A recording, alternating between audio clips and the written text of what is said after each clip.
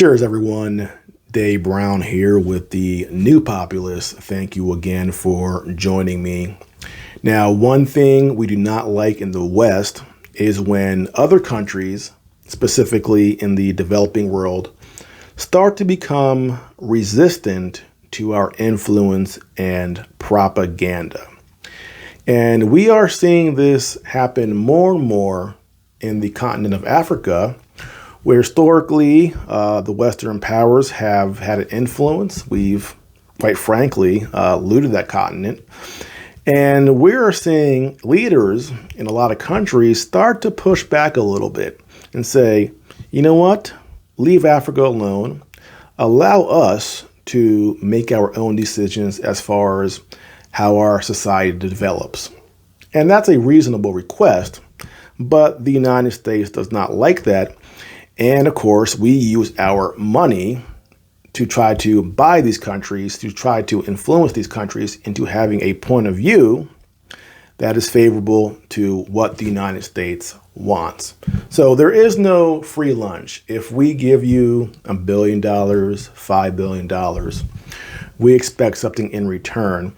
And there was some pushback from some leaders saying, hey, don't come here and dictate to us how our society, again, should develop. And that's your problem if you're a developing country that needs some assistance. It'll be nice to accept that help from the United States and Western Europe. But the problem, again, is when we give the money, there is strings attached, and we want you to do our bidding. So with that background, there is an article from the New York Times titled, How Putin Became a Hero on African TV. And the New York Times is not happy about the fact that, again, our propaganda about Russia, about Ukraine, doesn't quite have the foothold in Africa that we want. And they are bemoaning this. Why do the Africans like Putin and Russia? How dare they? Why is there so much Russian propaganda in Africa? Now, that being said, Russia does lie. Russia does have propaganda, and so does the United States. All governments have lies and propaganda. The difference is, though, we, the United States, have this arrogance where we don't lie. We're the good guys. It's Putin who's the bad guy. When, of course, we can look back over the last 60 years, but specifically the last 6 years, and see the millions of lies from the U.S. government. That is one thing that Trump did, was expose just how corrupt our government is and just how much they lie. So we do it too, except that we pretend that somehow we're so much better than everybody else who does the exact same thing we're doing. And it's so frustrating. So I want to read this article and point out some of the really ludicrous things they say, because here we have this article that's 4 days old, repeating talking points, repeating lies that are provable lies that we've known for a while now. So here's an article supposedly exposing the propaganda of Russia in Africa, and the article itself is full of propaganda. So let's go ahead and read this article and point out some of the absurd claims and some of the frustrations of the New York Times. And again, the title is How Putin Became a Hero on African TV. Pro-Russian content presenting a distorted version of the war in Ukraine and promoting Russia's interest in Africa is gaining an audience on the continent. Ooh, so bad. We can't have this. In South Africa, a social media influencer who added Vladimir to his Twitter name to convey his reverence for the Russian president transmits Russian-generated content over Twitter and Telegram to a growing audience that now numbers 148,000 followers.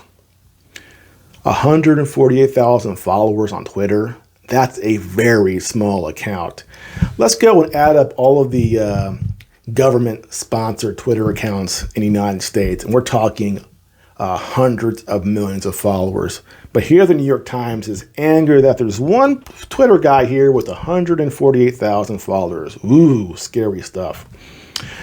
On Africa Media, a television channel based in Cameroon that reaches millions of people in Africa, and recently signed a partnership with RT, the state-funded Russian television network, pundits regularly praise Russia's invasion of Ukraine, with one recently declaring, "Glory to Putin."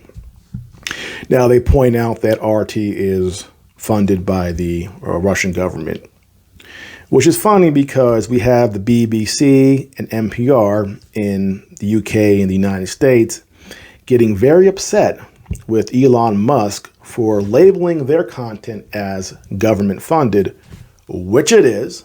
Again, we have this glowing double standard where if Russian government funds something, well, that's propaganda. But if the United States or the UK funds something, well, that's journalism. That's not propaganda. How childish is this mindset to actually think that or believe that or push that? But that's what our mainstream media does, the New York Times. An animated video circulating online and a cause of alarm in one newly revealed U.S. intelligence document shows a brave Russian commando from the Wagner Group, which is fighting for Russia in Ukraine, joining West African soldiers to defeat a horde of invading zombies from France. Over the past year, a flood of pro-Russian content has increasingly been surfacing on news outlets and social media platforms in Africa. The messages aim to drum up support for the invasion of Ukraine and to frame Russia's growing presence on the African continent as beneficial, while vilifying American and European, especially French, involvement in Africa. Well, I don't think they have to vilify the United States or France or anybody else, because our past record is there. We were not the good guys in Africa. So again, it's not really vilifying. It's really just telling the truth of what happened. And that's what's so annoying to the New York Times here. Among the U.S. intelligence documents found leaked last week is a report saying that Russia's military intelligence agency in February planned a propaganda campaign using African media to realign public opinion in Africa with Russia away from the West. A broad mix of media has been carrying this content, including influencers on social media and news websites and television networks that have signed partnerships with Kremlin-funded operations. Now, we do something similar here. Think of all the bloggers and people from Twitter who get invited to the White House, and then they start promoting things that are on the side of the Democrat Party or the mainstream in general. So again, this is a tactic that we do in spades. And quite honestly, our propaganda game is 10 times better than Russia. So they're playing from behind. We complain about the Russian propaganda machine. Man, it's amateur hour compared to what we have here in the United States. Some of the outlets, according to experts, are affiliated with the Wagner Group, the Kremlin-backed network that is operating in several African countries, seeding disinformation while sending thousands of mercenaries to prop up friendly governments and mine for gold and other natural resources. Russian fake news is produced on an industrial scale here, said, I can't say this name, Abdoulaye Gwendou, the coordinator of BenBeret, a fact-checking website based in Mali, where the Wagner Group has a sizable presence. The prowess of pro-Russian accounts is undeniable. Now, here's the funny thing. I said BenBeret, a fact-checking website based in Mali. So what is BenBeret? And I looked it up, and it's so funny. It's actually a company that is owned by another company based out of the Netherlands. And if you look it up, it's called RNW Media. And R&W Media is an international non-governmental organization based in the Netherlands. So the New York Times article says it's a Mali-based website. They're leaving out the part that is part of a larger NGO from Europe. So again, our Western influence in Africa being disguised. And who funds R&W Media? Let's see. Oh, it is the Dutch Foreign Ministry. So this BenBeret website is owned by R&W Media, which is funded by the Dutch government. And here we are complaining about Russian propaganda being funded by the Russian government, when here we are having this website that's funded by the Dutch. Again, we're hypocrites here. And here the New York Times is really sort of concealing where this website comes from and misleading us by saying, well, it's a Mali-based website. Nice try, New York Times. I have a Google, and I can look things up and find out when you're being disingenuous. But let's continue. At the same time, the reach of Western news outlets has been dwindling on some parts of the continent. The BBC is cutting dozens of journalists in Africa and shutting down at least 3 channels broadcasting in local African languages, part of a broader retrenchment. Radio France Internationale and France 24, which are funded by the French government, have been suspended in Mali and Burkina Faso, where leaders aligned with Russia have expelled French reporters. Such bans and expulsions have created a space for media favorable to a pro-Russian narrative, Reporters Without Borders said in a recent study. Well, they're not happy with the French for a lot of reasons, and so yeah, they get kicked out. And just another note, when we talk about these Western-funded media companies, we have the country of Georgia, where they had these demonstrations and riots because the government wanted to pass a law saying that if you receive 20% of your funding from the West, you had to announce that and state it publicly.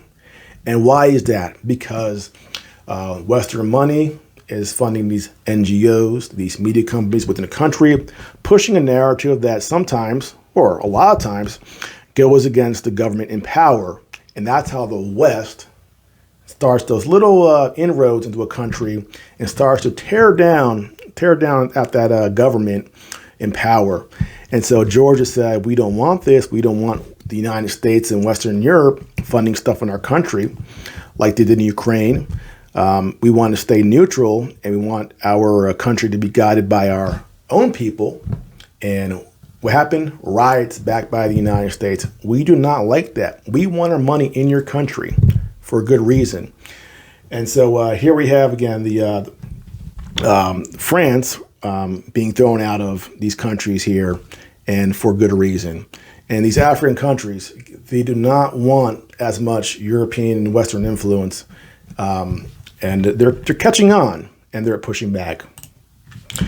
From the Central African Republic to Madagascar, Mali to South Africa, Russia aims to position itself as a bulwark against the West in Africa.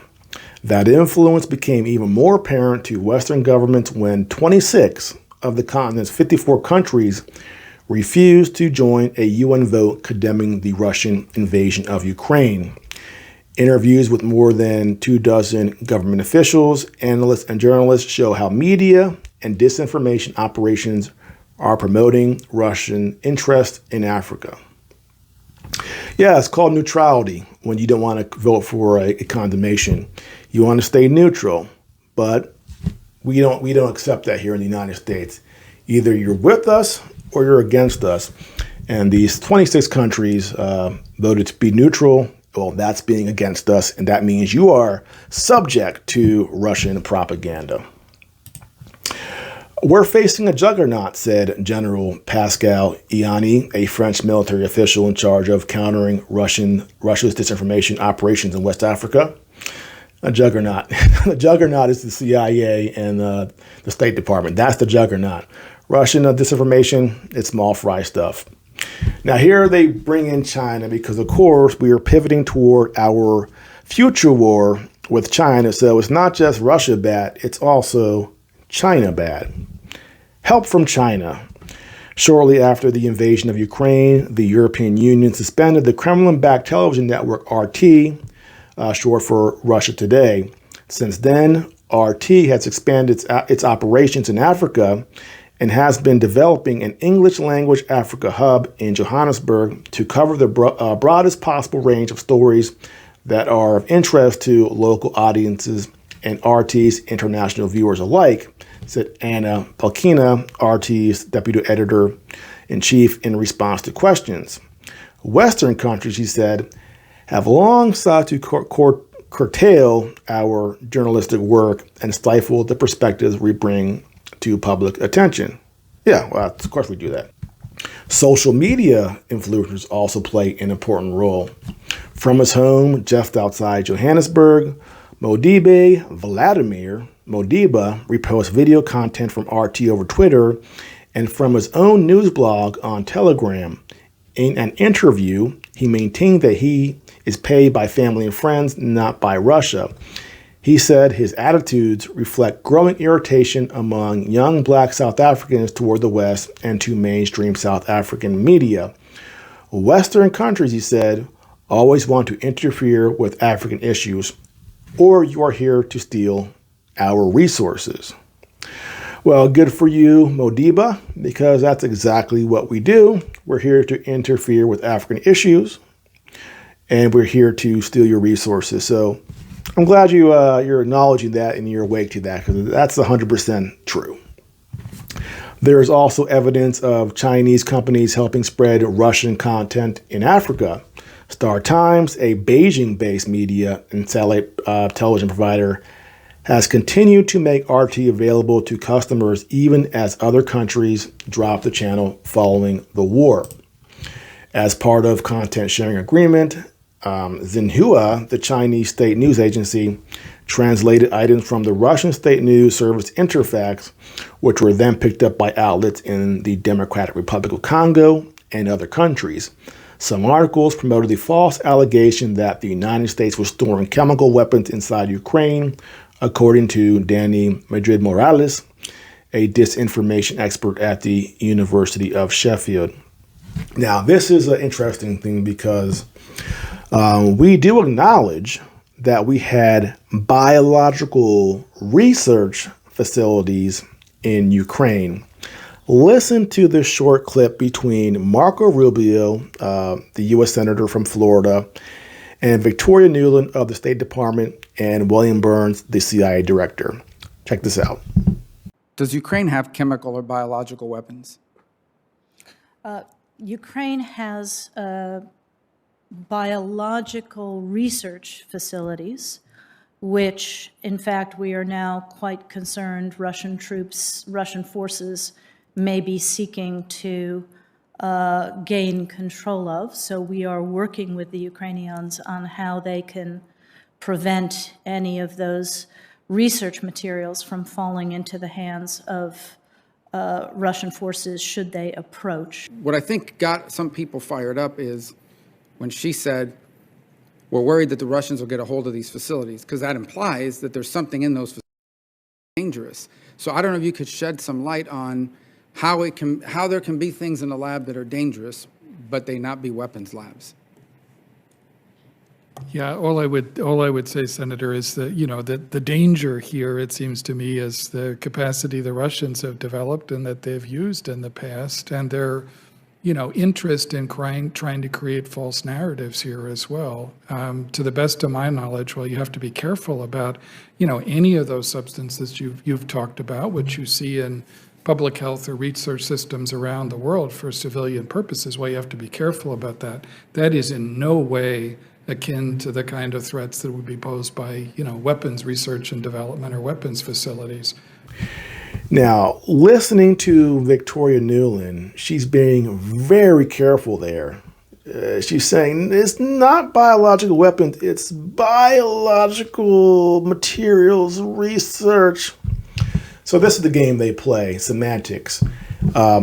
They can theoretically claim, well, not theoretically, they do claim that this is research for good, just general research. Why in Ukraine, the most corrupt country in Europe? Well, ignore that part. But we just want to do some research there, and we have these facilities that we're not happy if Russia were to gain control of these facilities, because there's this very important work being done there. What do you think it really is? Is it a benign, just a regular facility to do studying? Or do you think there's a more nefarious purpose here for having these facilities? We can't say 100% for sure, but if the past is any indicator, these are most definitely facilities that have a military purpose. And of course, our government, Victoria Nuland and the CIA Director William Burns, are misleading us, to say the very least. And this article goes on and complains more and more about Africa and the fact that Russia is popular there. And it's, again, the whole thing, the whole article from the New York Times is in itself propaganda. And we have to remember, too, New York Times, I pointed out in the past, they have connections to U.S. intelligence. They have repeated multiple times, almost every day, things that come directly from the CIA, from the FBI. So we can no longer look at the New York Times as an independent news outlet. It is not just, it's not government funded, it isn't, but it's a willing mouthpiece for U.S. intelligence. Which is almost worse. At least if we know it's the NPR, we can say, okay, it's coming from the government. But here is the newspaper of record that we're supposed to trust here in the United States, working for the CIA and intelligence to spread propaganda to Americans. And in this article, complaining about the Russian propaganda in Africa and calling it out by using propaganda. It's just a big pile of crap, and we have to, unfortunately, sift through it and point it out, because if you don't point it out, in a way, they're getting away with it. So you got to expose them. So more people go, oh, Christ, here again, the New York Times with their BS, attacking somebody else for the intelligence community. It has to be pointed out. We have to call it out. It has to be exposed. And that's why I do these videos, to shine a light on this garbage. So I hope I pointed out fairly clearly that this whole thing is a pile of BS. Well, that's it for now. If you are new to my channel, please like and subscribe, and I'll see you next time.